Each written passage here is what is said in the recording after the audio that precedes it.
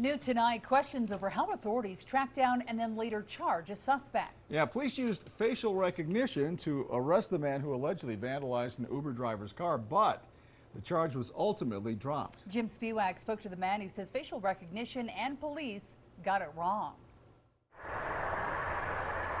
The only way I could describe it was just terrifying. A court-ordered summons in the mail. Some letters saying, hey, you've been charged with a second-degree felony. That's how Brad Johnston found out he was being accused of damaging an Uber driver's car. This AI confirmed image recognition says, you are the person. I know I'm not the person, but it's now terrifying to realize that I have to prove that I wasn't there.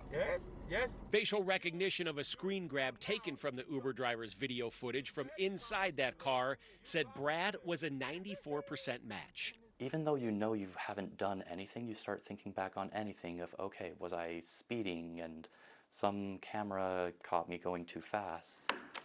Brad was charged with a felony because the damage to the car was more than $5,000, but Brad says he didn't do it. If things go wrong, if I don't get a lawyer, then the justice system could fail me. And according to the court summons, the evidence police used to recommend screening was the facial recognition hit, which is supposed to be used as a supplement to other evidence and not the primary cause for a charge. In this case, where we just get a generated image of this is the person who did it, but we don't know anything about this alleged suspect, that's problematic.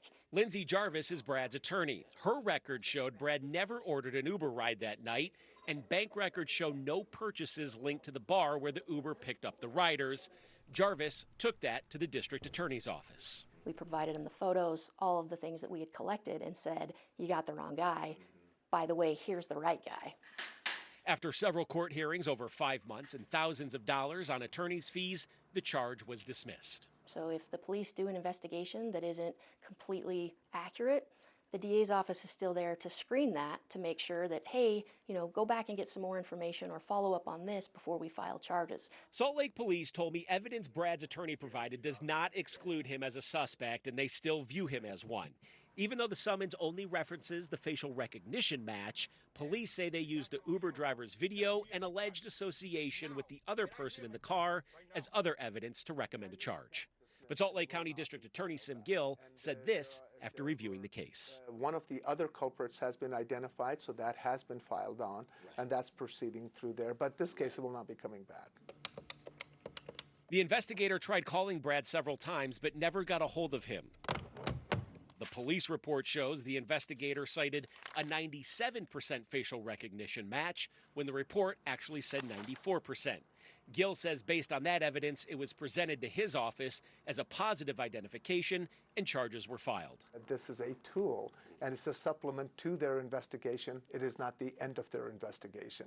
So I think that's a good learning opportunity for all of us. Right? Gill says he's since spoken to his screeners to be more cautious with facial recognition, which Gill says has only come online in the last year. From my perspective as the prosecution, I can see how they filed it and at the same time, we can be much more thorough and deliberate. So I completely understand the sentiment that he's communicating. Have you thought about what you would say to that cop or what you would say to that prosecutor? I want to be more than just a number on a paper that they're trying to push to the next stage.